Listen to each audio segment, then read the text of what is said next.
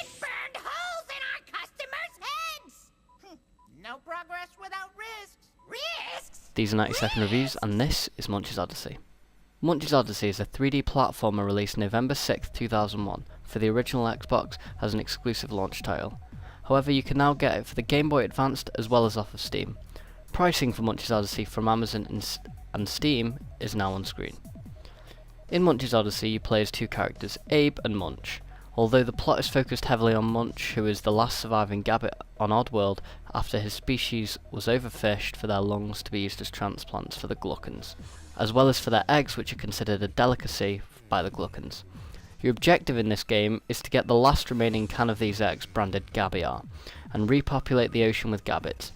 If you're not going to play this game, I suggest you look up the ending, as it's great.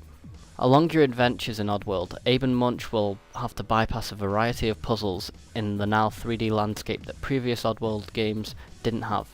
Solving these puzzles encourage the player to switch between Abe and Munch, as they both have different strengths and weaknesses. Munch is a really good swimmer and can zap things with his head, whereas Abe is much faster on land and is much better at jumping around.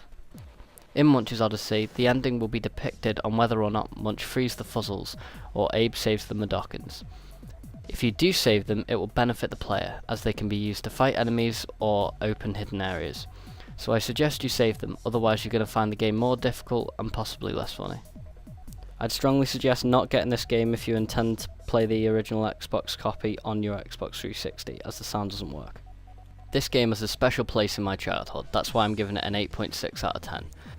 I love the Fuzzles and Madokans in this game and think they add a great dynamic to it.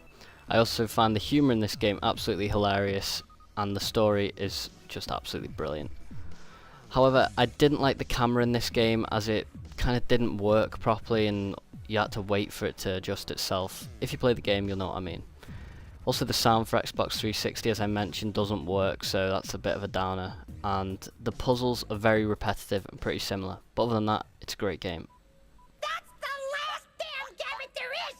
Its lungs are worth a fortune, and you're sticking sonar in its head!